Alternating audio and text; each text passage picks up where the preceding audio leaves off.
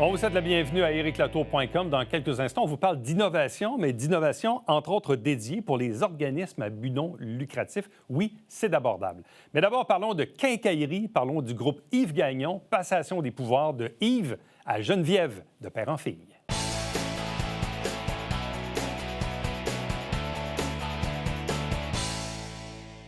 C'est toujours intéressant de voir la succession dans une entreprise, des entreprises qui passent le temps, qui passent les générations et qui s'installent et qui continuent également leur croissance. Bref, c'est le cas du groupe Yves Gagnon, dont on a une quincaillerie à Saint-Jean depuis fort longtemps. Et là, on apprenait que finalement, on passait de père en fille, de Yves à Geneviève, qui est avec nous. Bonjour et bienvenue. Merci, bonjour. C'était écrit dans le temps que ça allait arriver un jour. Bien, disons que c'était ce qu'on souhaitait. Donc, à savoir si c'était pour arriver, bien, on a travaillé en conséquence, effectivement, pour que ça arrive. On est très contents. Est-ce que ça faisait longtemps que ça se parlait? Oui, ça faisait plusieurs années. Maintenant, c'est ça, on attendait le bon moment. Puis on voulait le faire surtout correctement pour l'équipe en place, là, pour leur démontrer à quel point on croit puis on veut une continuité dans cette belle histoire. Bon, mais en même temps, c'est un peu ça mon autre question. On est dans la continuité. Oui. Effectivement, c'est vraiment une suite, j'oserais dire une suite logique, puis c'est vraiment comme ça que ça a été reçu aussi. Puis ça a été vraiment rassurant pour nous, mais aussi réconfortant. On a vraiment eu une belle réaction, autant au niveau des partenaires fournisseurs, mais surtout au niveau des employés, de la clientèle. La réaction est super belle. Et pour avoir fait souvent des entrevues sur le sujet, ce qui est toujours fascinant dans ce genre de transition-là, il arrive 2-3 choses. Soit que le paternel ne veut pas vraiment s'en aller parce qu'il aime ça, parce que ça l'occupe. Bon. Dans d'autres cas, ça fait l'affaire des enfants. Dans d'autres cas, j'ai déjà vu aussi des enfants de dire, bon, quand est-ce qu'il s'en va, qu'il me laisse plus de place? Bref, comment ce terrain de jeu-là s'est opéré de votre côté? En fait, je vais dire, j'ai pas beaucoup de mérite. Okay? Tout le mérite revient à mon paternel, à mon père. Dès le début, moi, ça fait 18-19 ans là, maintenant que je suis impliquée dans la compagnie à temps plein.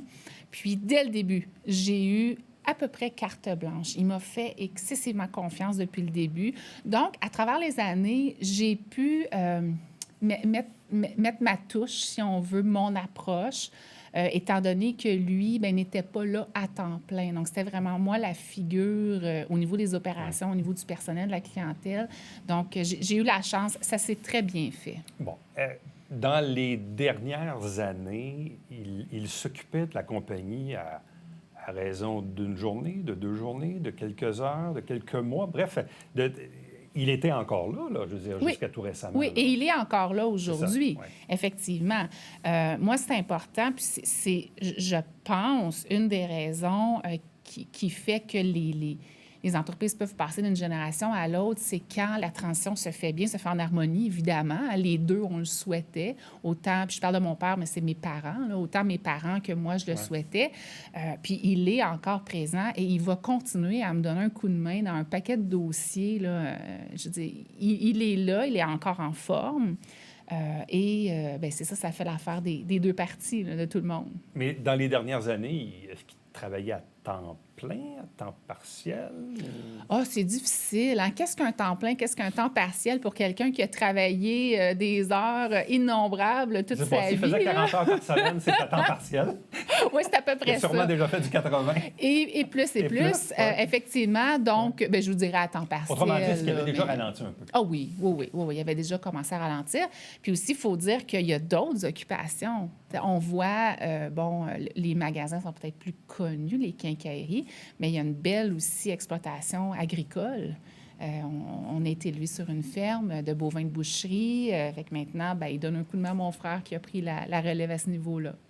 Récemment, je recevais un autre dirigeant d'entreprise là, qui me racontait un peu la passation au moment où son père lui a mis le singe sur l'épaule, puis il a dit, à partir de maintenant, c'est ton entreprise, c'est ta business, c'est tes décisions. Fais juste quand même m'aviser des décisions pour pas que je les apprenne par quelqu'un d'autre. Mais même si je ne suis pas d'accord, c'est ta business, c'est tes décisions. Est-ce que M. Yves a été dans ce moule-là ou s'il veut encore avoir un certain droit de regard sur les destinées de l'entreprise? Pas du tout. Et la raison, c'est que, on pense vraiment pareil. À travers les OK. années, il a appris aussi à me connaître en termes de travail, hein, dans les opérations, dans le travail au quotidien. On a vraiment la même philosophie. Donc, souvent, les décisions que je prenais, c'est les décisions qu'il aurait prises de toute façon. OK.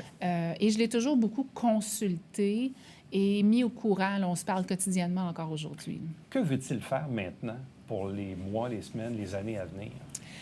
Euh, que veut-il faire? Il faudrait lui poser la question à lui. Donc, je vais changer de Ouais. chapeau. Je vais mettre mon chapeau de la fille de. Il veut, en fait, mes parents, les deux, veulent commencer à en profiter, hein, évidemment. Ils ont travaillé fort toute leur vie, très longtemps. Et apprivoiser aussi la retraite. Il faut l'apprivoiser, cette retraite-là. Donc, ils vont se garder des petites occupations. Ils vont nous donner un coup de main, autant au niveau des magasins qu'au niveau de la ferme, mais ils vont commencer à en profiter. Puis c'est ce qu'on leur souhaite aussi. Là. Mais dans les faits, pour vous, ça change quoi à partir de maintenant? Qu'est-ce que ça change? Ça change quoi? Dans le quotidien, pour être honnête, ça change pas, ça change pas grand-chose. Je veux dire, j'étais déjà là au quotidien, c'est ça.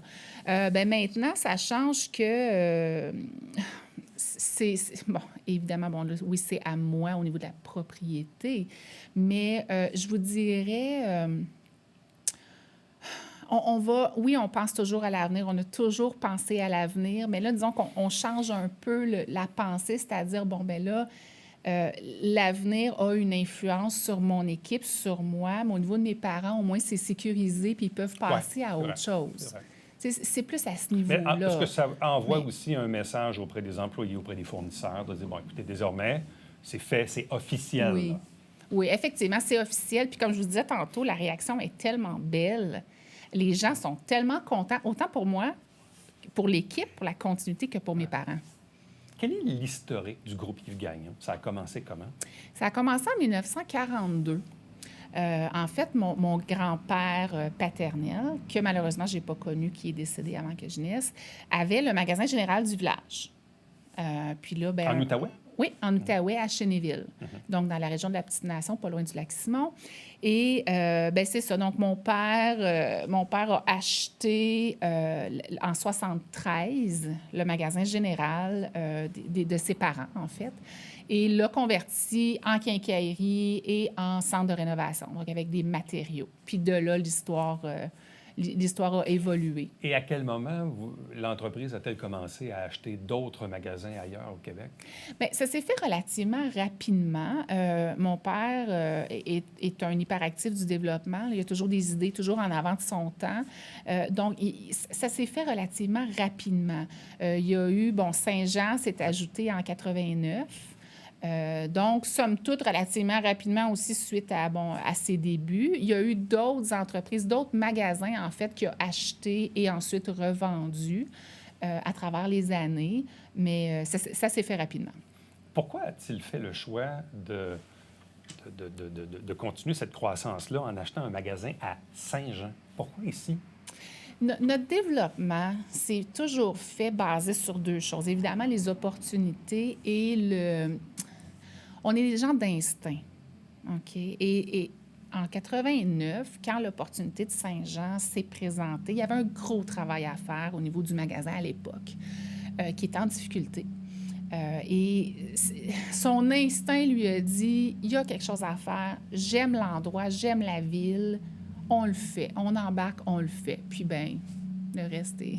Parce qu'en même temps, pour une entreprise basée en Outaouais, de faire le choix de s'établir à Saint-Jean, vous avez aussi un magasin dans le bout de Mont-Tremblant. Si oui, je me trompe exactement. pas. Vous en avez un à Amkoui. En Gaspésie. En Gaspésie, dans la vallée de la Matapédia. Ouais. Ça entraîne des déplacements. Je veux dire, c'est pas comme à 1 heure de route, là. Je veux dire, vous avez, 5 magasins aujourd'hui? Oui, exact. Qui sont quand même à des bonnes distances les uns des autres, là. Oui. C'est un défi de gestion, là. C'est un défi de gestion, mais il ne faut pas se cacher. Si j'ai la chance d'être ici aujourd'hui, de continuer l'histoire, oui, évidemment, il y a ce qui a été bâti, mais il y a l'équipe en place. Fait c'est un défi de gestion, mais quand tu as la chance d'avoir les bonnes personnes aux bons endroits, on peut se permettre ce style de gestion-là. Donc, c'est sur ça que c'est basé. Bon, vous avez pris quand même une décision, un virage assez important il n'y a pas si longtemps. Vos magasins étaient affiliés avec BMR. Il y a quoi, une vingtaine de magasins, dont les 5 vôtres qui ont quitté la bannière, si je me rappelle bien. Ça fait combien? 2 ans, 3 ans? Le temps passe tellement vite. On commence notre troisième année. Pourquoi cette décision-là? Et 3 ans plus tard, quel est le bilan que vous en faites?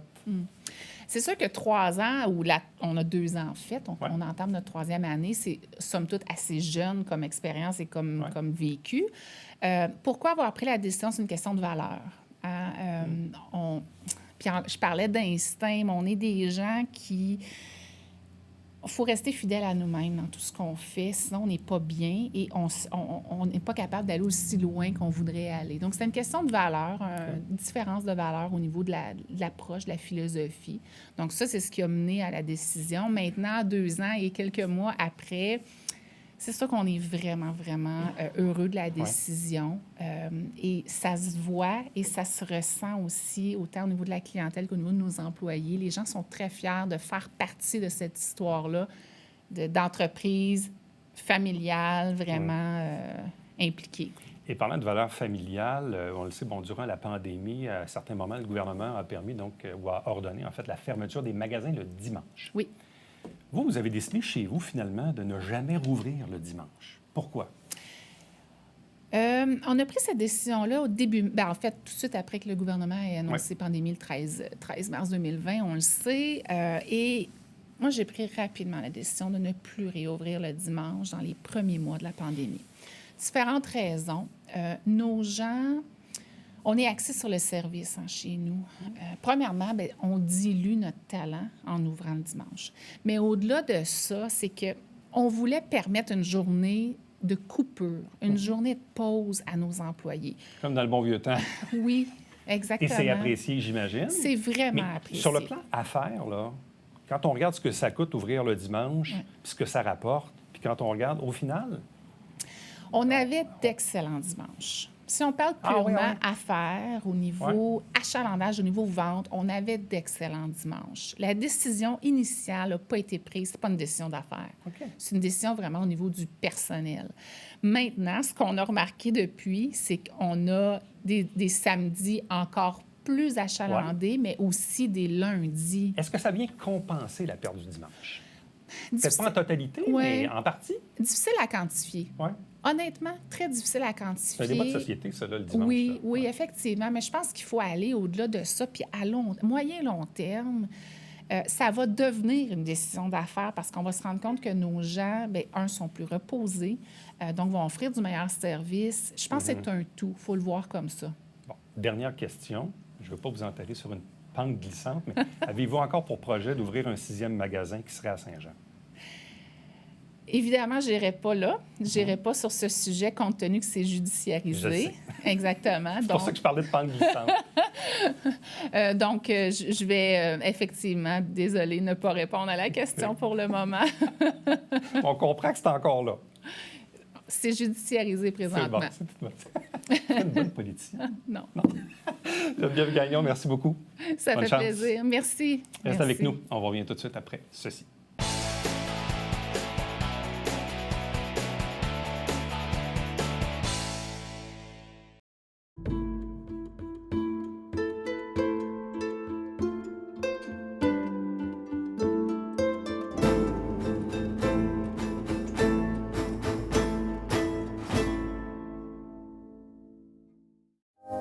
Mesdames et messieurs, bonjour et bienvenue à La Justice entre nous. Mon nom est Serge Hébert.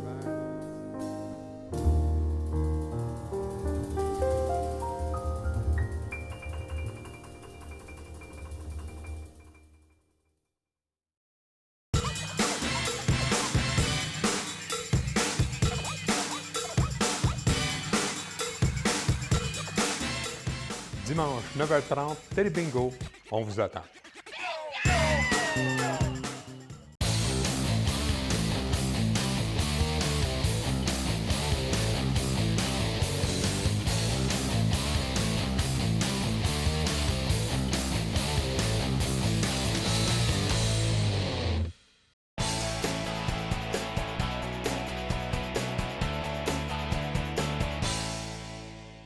Parlons d'innovation auprès des organismes à but non lucratif. Et pourquoi on parle d'innovation? Parce que notre invité, lui, il est consultant dans ce domaine-là. Il s'appelle Aimé Premier. Bonjour et bienvenue. Merci, bonjour.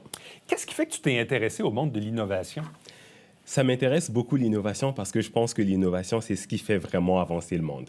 Quand on regarde tout ce qui nous entoure aujourd'hui, ça a été à un moment donné une innovation. Quelqu'un, quelque part, s'est dit, pourquoi pas améliorer les autos? Pourquoi pas améliorer les vêtements? Pourquoi pas améliorer les maisons? Pour s'assurer que les choses soient toujours meilleures qu'avant.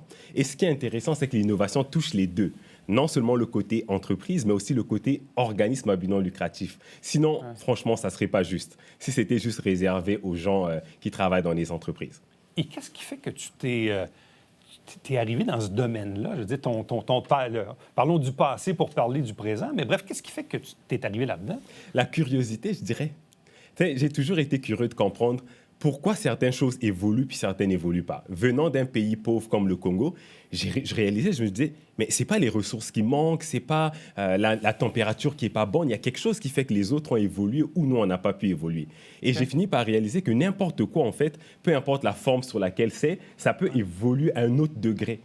Tout évolue comme ça. On peut prendre quelque chose sur la nature actuelle, la transformer, l'améliorer, l'optimiser et l'emmener à un autre niveau. As-tu fait des études qui allaient te destiner à travailler dans le domaine? Oui, j'ai étudié à la Business School à Toronto en innovation. Ça m'a donné une base, en fait, pour commencer. Mais les trucs avec le domaine comme l'innovation, c'est que ce qu'on t'apprend à l'école, c'est juste les principes de base. Donc, comment, à la base, tu comprends une innovation? Comment tu l'évalues? Comment tu décides d'ajouter telle option ou telle option? Mais après, c'est vraiment à l'individu d'explorer et de tester des choses sur le terrain. C'est ça qui est intéressant. Là, tu es au Québec depuis combien d'années? Je suis au Canada depuis 2005. En 2012, je suis allé en Ontario pour aller étudier et je suis revenu en 2017 pour démarrer l'entreprise. Et pourquoi tu t'es revenu ici? Je pense que j'avais fait le tour à Toronto. Et je trouvais que le monde anglophone évolue beaucoup plus vite que le monde francophone sans être péjoratif sur certains aspects. Puis je me suis dit que tout ce que j'ai accumulé là-bas pourrait servir ici. Donc, c'est pour ça que je suis revenu justement pour aider la communauté francophone. Puis, depuis que je suis arrivé, je fais vraiment les deux. Je suis avec les organismes et avec les entreprises. Et pourquoi tu as fait le choix de Saint-Jean-sur-Richelieu? C'était l'amour. À l'époque, j'étais en couple avec une Johannaise. Donc, je me suis dit que ça pourrait être intéressant de se relocaliser ici. C'est un peu moins bruyant qu'à Montréal. Puis, en même temps, ça permet d'ouvrir mes horizons sur d'autres choses. Donc, consultant en innovation auprès des entreprises. Mais là, maintenant, tu développes une nouvelle branche qui est celle d'être un consultant en innovation, mais auprès des organismes à but non lucratif. Pourquoi? Parce que le monde change et je pense que les organismes ont besoin d'aide aussi. On parle beaucoup d'innovation côté entreprise, côté technologie, mais les organismes, ce qu'ils sont en train de réaliser, c'est que dans le nouveau monde dans lequel on est en train de rentrer, tout le monde devrait prouver sa valeur, sinon on disparaît. C'est aussi simple que ça. La rigueur qu'on a avec les entreprises en ce moment, c'est la même rigueur qui est en train de venir chez les organismes. Pourquoi? Parce que le monde extérieur veut savoir qu'est-ce qu'on fait de nos ressources. Vous avez vu, il y a 4 mois, M. Elon Musk a été challengé par l'ONU pour dire que donner 5 milliards de dollars pour pouvoir régler la faim dans le monde, sa réponse a été claire. Si vous me donnez un plan clair qui montre comment concrètement vous allez utiliser mon argent, je vous le donne. Ils n'ont pas été capables de répondre. Parce que maintenant, on les met à la même barre que les entreprises. De l'autre côté, quand on regarde à l'intérieur de l'organisation, les gens dans les organisations à but non lucratif aussi veulent être reconnus comme les autres. T'sais, ils font un travail super important, mais ils sont moins payés, ils travaillent beaucoup plus d'heures, leurs conditions sont désagréables. Donc, eux, ils veulent aussi augmenter leur statut dans la vie. Mais on ne peut pas donner de passe gratuit à des gens. On ne peut pas juste dire « Ah, toi, tu es un organisme, c'est pas grave, on va te donner tout ce que tu as besoin, mais tu n'as pas besoin de nous faire un beau travail. C'est pas grave. Innove pas, continue comme ça. Ça ne marche pas. » Mais faisons attention à la phrase que je vais dire, mais souvent, moi, j'ai entendu, quand on parle d'organisme à but non lucratif, on dit « ben c'est un organisme de pauvres pour les pauvres. » Exactement. C'est plate ce que je dis là, mais c'est comme si on était destiné, dans le fond, à dire ben on est né pour un petit pain, puis c'est ça, les organismes à but non lucratif. On n'a pas beaucoup de moyens. On fait ce qu'on peut avec ce qu'on a. Et pourtant, les organismes à but non lucratif sont essentiels au bien d'une communauté. Parce que sans organisation, sans tissu social, c'est l'anarchie. Exactement. Et le gouvernement ne peut pas tout faire. Donc, les organismes à but non lucratif sont un filtre, un coussin, un tissu social important. Là. Tout à fait. Et c'est pour ça, en fait, qu'ils doivent eux aussi commencer à penser au futur. de se dire que nous, en tant qu'organisme, qu'est-ce qu'on veut réellement apporter comme changement dans le monde? Parce qu'à la base, ils ont apporté des choses qui étaient intéressantes au début. Tu sais, par exemple, le marketing social, qui est un marketing utilisé par plein d'entreprises aujourd'hui. Mais à la base, ça a été développé par des organismes à but non lucratif. Parce que c'est un type de marketing qui a pour objectif de changer le comportement de quelqu'un.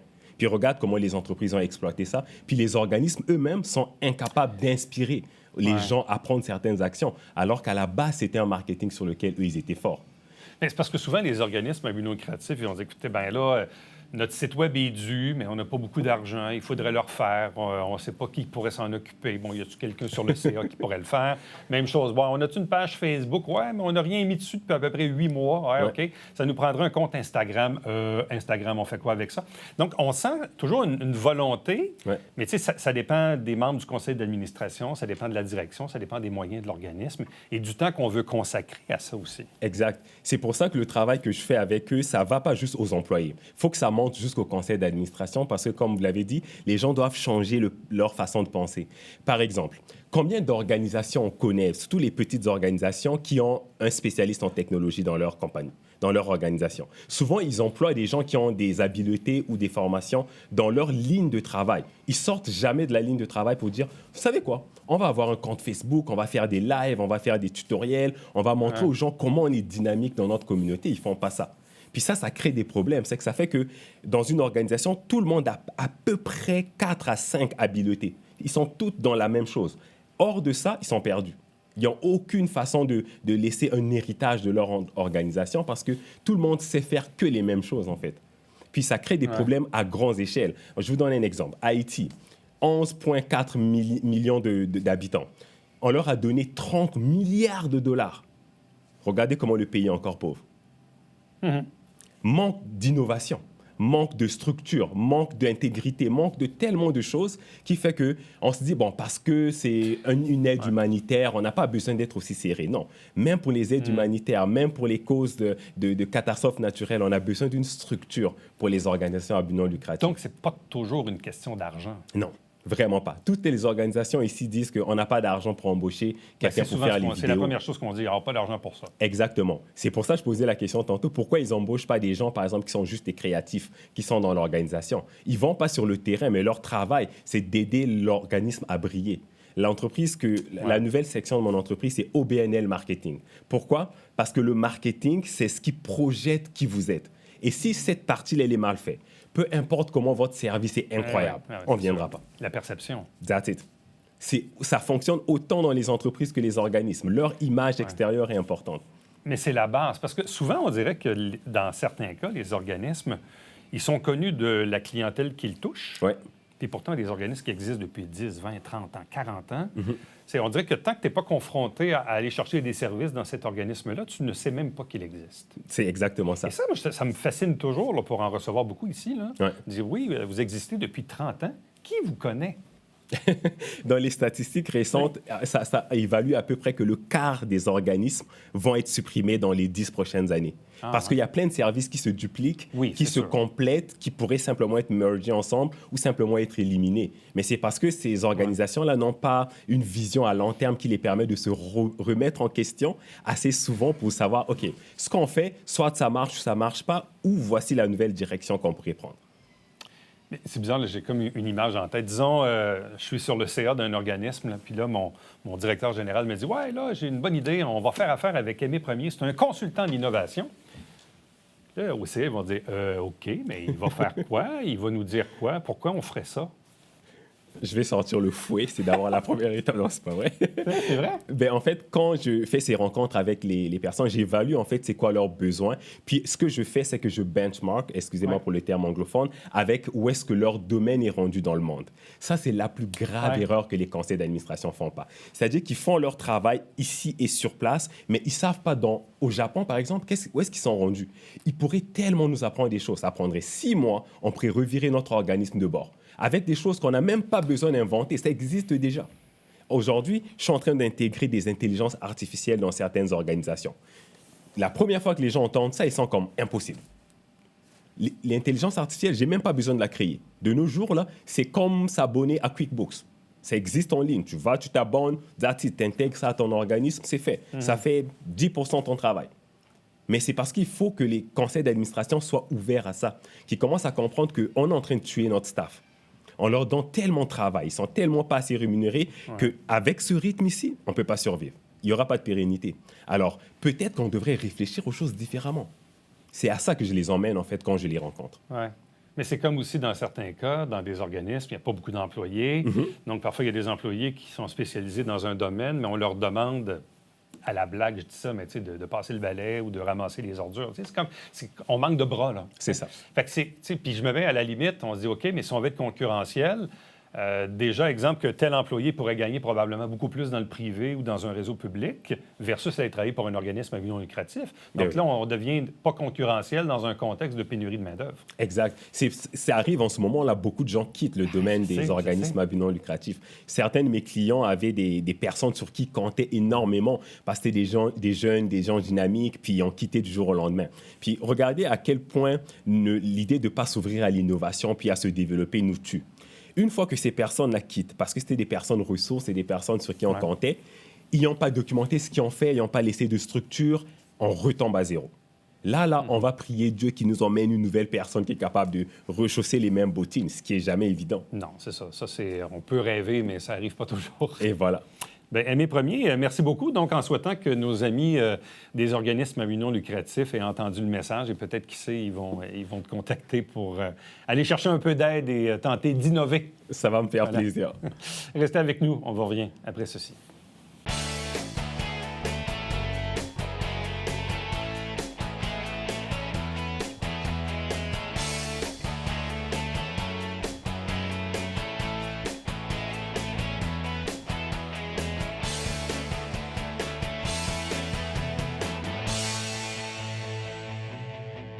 À l'occasion des Journées nationales des cuisines collectives, on va célébrer le tout parce que ça fait 10 ans qu'on en fait du côté du Centre de femmes du Haut-Richelieu, donc le 24 mars. Si ça vous intéresse, bien, pour cette journée-là, mais en même temps, ça va vous en apprendre davantage sur les cuisines collectives en général qui sont offertes, entre autres, au Centre de femmes du Haut-Richelieu. Entre-temps, commentaires, questions, suggestions, faites-le par courriel tout simplement. Éric Latour en un mot à commercial tvhr9.com. À demain.